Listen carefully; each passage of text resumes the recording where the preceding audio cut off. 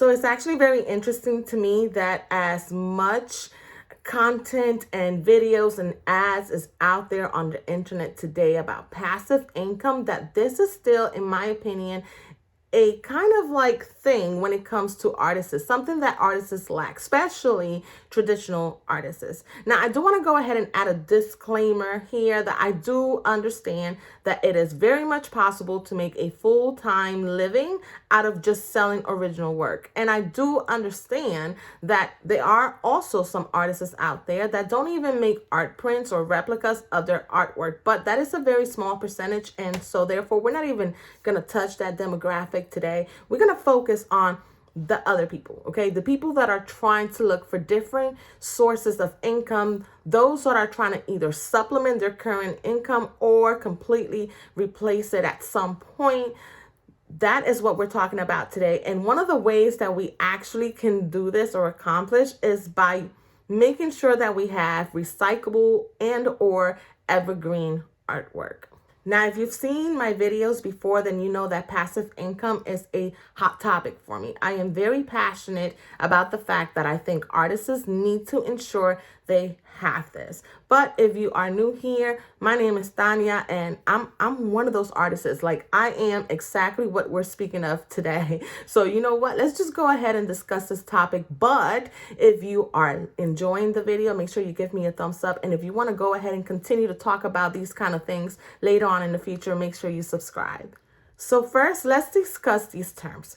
So recyclable content, or in this case, recyclable artwork, is work that can be either reused or repurposed, right? And evergreen content or evergreen artwork is work that is not time specific. It does not have an expiration date. And if you don't understand what I mean by that, we'll go ahead and get into that little by little. First, let's just go ahead and focus on recyclable artwork. Now, the way that I can best explain what recyclable content or recyclable artwork is to me is when you can go ahead and create either a motif, an illustration, something that can either later on be edited or maybe altered, vectorized, or used in a different context in order for you to be able to create different work or maybe stay relevant to the time. So I'm going to give you an example when it comes to me, because that's really the best way that I can explain it.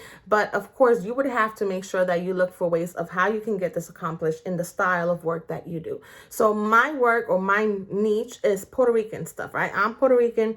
That's the kind of artwork that I focus on. But one of my missions or my personal missions is being able to infuse cultural things into a modern decor. What I mean is, not all of us have houses that are very bold and rich in colors. We may like some neutral colors, and therefore I like to make sure that I include those symbols in that kind of style so that people here in the diaspora can go ahead and utilize these in these homes, but don't be so much in your face. So for me, I went ahead and created my patterns with my Taino or indigenous symbols, and I can go ahead and from these patterns yearly, I can either change the color of the symbols or use these in different color palettes. So for example, right now we are in Q1. What I've been doing is I've been taking the patterns that I've already been using and changing them with the color palettes that are relevant to this year's decor. And I also pay attention to not only home decor, but also what things are being used in fashion, right? So I'm going to give you an example here. If you've seen some of my videos in the past and you've seen this, I have a throw cover. These are my Taino symbols, but this is the color. It's a basic color, right? It's black. I know black is not going to go anywhere. No matter what, at some point, people like black. But I went ahead and decided I wanted to make something different with the color palette for my brand. And so therefore, I went ahead and made that. But because this year the colors changed, I like to follow the Pantone colors. I'll go to the Pantone colors. I may go ahead and change the color palette for those patterns, and therefore I can upload these into items or for my print on demand sites that can go ahead and produce these products such as covers, duvets, and stuff like that. But not only that, I go ahead and take that, create digital files. Digital files will be something very much passive, and it's actually I don't have it with me, but it's something that is simple for me. I can have the Taino sun, right? Where am I? I can have the Taino sun, and it's a simple white symbol. I can put this in, maybe turn it into a black, but I can go ahead and create a simple printable file with the current color palette, right? That people can very economically just change the decor and stay relevant, but not really spend a lot of money. Those things are passive income for me. They can go there, spend $5, maybe less if I put it on sale. They can print something out really quick, have some very easy, simple artwork that is relevant and still cultural. And that's something simple. And now I'm only telling you this for me. This is what works for my niche. But maybe you like to draw florals, and that's something that you can go ahead and make. Maybe you can get it vectorized and change the colors. Maybe you can rearrange into a different pattern or different products.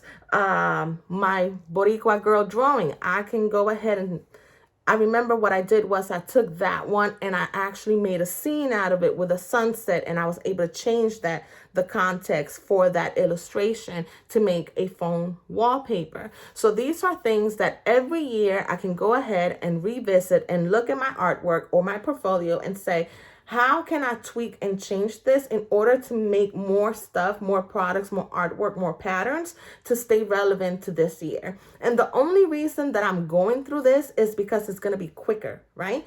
First quarter, I'm editing all of those things, making products that are relevant to this coming year. And I know that then I can sit back and those things are going to be working for me in the background, giving me more time to create the work that I'm truly passionate about or that I really want to go ahead and create. Because I think that's the part that people kind of feel a little bit disconnected. They don't want to spend the time to create that kind of work because they think it's taking them away from the work that they're really truly passionate about, but really you're just building a backup plan for yourself. A little note here that I do understand, because I meet with them in person, that there are artists that are very much traditional and they don't really know or have the interest to know how to either vectorize their image or any of these things. I do want to let you know that I'm not going to get into it, but there are resources out there, whether you're going to Fiverr or whether you're using a quick vectorized app, that is fine. There are resources out there for you to be able to get this accomplished without you actually doing the work, but that's probably a topic for a different video. I just kind of want to go ahead and insert that note here. Evergreen, as we mentioned, is content that is not time specific. So I think the best way to explain this is by giving you examples of what's not evergreen. So for example, if you like to draw or paint or create artwork that is, for example, into politics or maybe into current events, right? And I see this a lot on Instagram. Again, I'm Puerto Rican, so I know for the past 3-4 years, there's been a lot of artists talking about different current events when it comes to our political status, when it comes to hurricanes, and when it comes to the earthquakes. All of these things are current events, right? Bad Bunny, that's another thing. I see so many artists creating artwork around and surrounding Bad Bunny. Why? Because he's right there in your face right now. Now, this content is good temporarily. It will definitely give you a boost in growth for your social media platforms. It will give you a boost in sales for that moment. But that's going to eventually die down. And really, one example that I have, and maybe I'll put a picture up here somewhere, is when the earthquakes in Puerto Rico happened.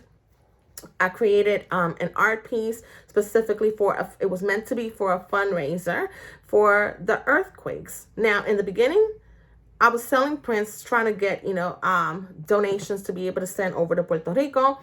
It sold, right? And does it still sell today? Yes, absolutely. But very much decreased in amounts. Oh, right. So I think the last one I sold, one of those art prints, was this summer during one of the festivals. Someone seen it. They were touched. They bought the art print. It happens, but it's not going to create that kind of income that I am looking for, right? Am I passionate about that art piece? Of course, but it's not evergreen. So you want to make sure that you are creating work that is going to stay relevant no matter what's happening. And you know exactly what those things are? Holidays and, special events. And I'm sorry, I'm not gonna sit here because I hear this. I understand that you may not be passionate about this kind of artwork. I get it. But if you can create a portfolio that will remain relevant, then why not? Create some things for Christmas, whether it's a wintry scene or whatever it may be. Create Easter things, even if you don't celebrate Easter. That's not what we're talking about here, right? Create for my Latinos, and actually some Greeks. I know I've been contacted by a couple of people that are from Greeks that celebrate Three Kings Day. That's a very big deal for them. So do these things so like that. Those things are going to sell no matter what. Every single year, that's not going to change. People are going to buy things with the snowman and Santa Claus. And these things are stuff that are they're not going to go anywhere. Birthdays, anniversaries, those kind of special events are not going to go anywhere. They're going to continuously be celebrated every single year. Mother's Day, Father's Day, etc. Right? So create a portfolio that got you covered for the whole year so that you can get those little spikes throughout the year without you really having to do much for it. Now, again, I'm not saying that if you like to paint portraits or pets and dogs and stuff, that stuff is not going to sell forever, right? But the fact is that people change. They mature. Their styles change, their tastes change. They might be in a different phase and just decided that now today they don't want this kind of decor. They want a different piece of thing. And I'm sorry, but whether you decide to actually think about it, your artwork is decor, right? They're going to be hanging these art pieces in their home, hopefully, or they're going to be carrying their notebooks and their binders and stuff like that. And maybe this 20-year-old really was, related to this piece of work, but then as they get older, they might relate to something different. And so therefore, even though your work can continuously sell, if you create a portfolio that is evergreen, it does not have an expiration date, regardless of how old the person gets. Why not? Spend the time to create these things so that you can have those. And believe it or not, it will give you more time to create the things that you do want to spend time on, that themes and topics that maybe mean something more to you. But at least you'll have those other things working for you while you spend your time doing the things that you really want to do. So that's basically why I think that it's very important to create content or artwork that is both recyclable and evergreen. If you actually have different ways of how, different examples of recyclable or evergreen content, or if you have some kind of input to what I just said today, go ahead and put that in the comments below. Otherwise, I will see you guys next time. I really do hope you enjoyed this video today. And if you did so, don't forget, give me a thumbs up. I know, we got to ask. Sorry. I'll see you guys next time.